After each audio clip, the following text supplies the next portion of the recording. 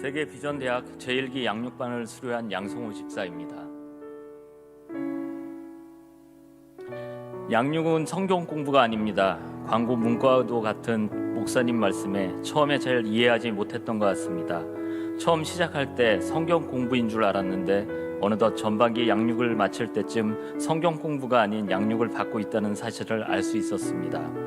돌이켜 생각해보면 예수님이 12제자들에게 가르치신 방법이나 사도 바울과 예수님의 제자들이 성도들을 가르치신 방법도 성경 공부보다는 양육에 더 가깝다고 확신할 수 있습니다. 내가 양육을 받으면서 양육을 나의 방식대로 표현해야 한다면 삶으로 가르치는 것, 나누는 것, 가치를 위해 달려가는 것, 예수님을 의지하는 것이라고 표현할 수 있습니다.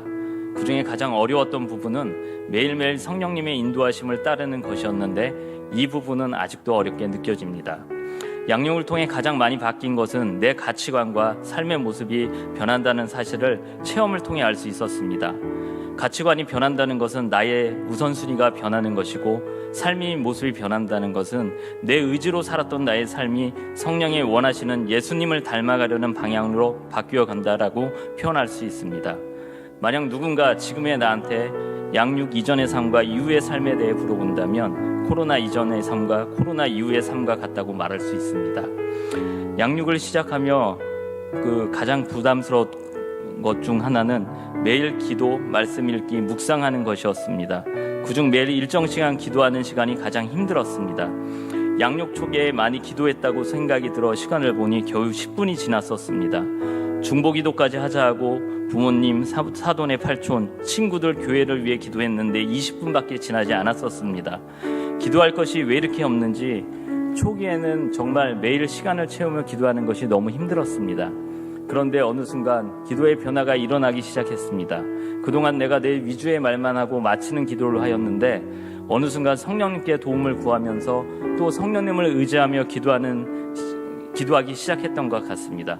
그러면서 서서히 기도 시간이 늘어나며 잠깐 기도한 것 같은데 30-40분이 확 지나가는 느낌이 들 때면 왜 이렇게 기쁜지, 기도도 내 의지대로 하는 것이 아니구나라는 생각이 들며 이전에 이해 못했던 밤새며 기도하시는 분들의 느낌을 조금이나마 알 수 있었습니다.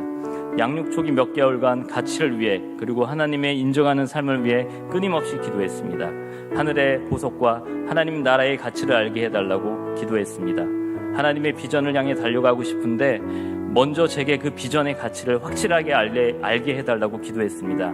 지금은 기도해야 할 일들을 예전보다 많이 늘어났습니다. 그리고 기도할 때 성령님, 기도해야 할 것들이 생각나게 해주시고 입으로 고백하게 해주세요 라고 먼저 기도합니다. 그리고 어느 때부터인가 기도하는 시간은 나의 삶의 일부분이 되어가고 가치 있는 시간이 되어가고 있습니다. 일하기 양육을 받는 동안 꽃길만 걸을 줄 알았는데 반드시 좋은 일만 있는 것은 아니었던 것 같습니다. 양육을 시작한 지 얼마 지나지 않아 제 차량과 오토바이와의 접촉 사고가 있었고 이때만 하더라도 그럴 수 있지, 나는 다치지 않았으니까 보험 처리하면 되지.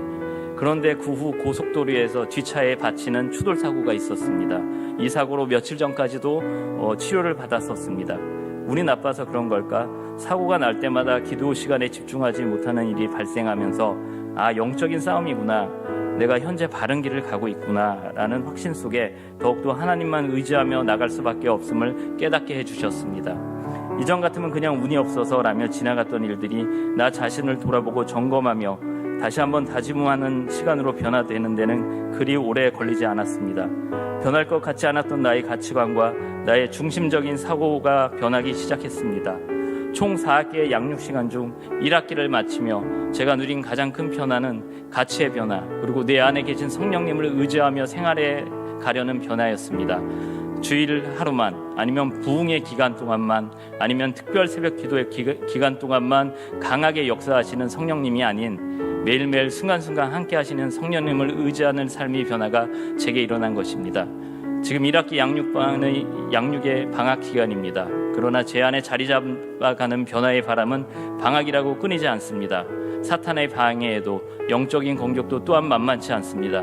몸에 염증이 생겨서 치료를 받았고 전에 교통사고로 인해 물리치료도 며칠 전까지 받았었습니다. 사탄은 나의 가장 연약한 부분들을 잘 아는 것 같습니다.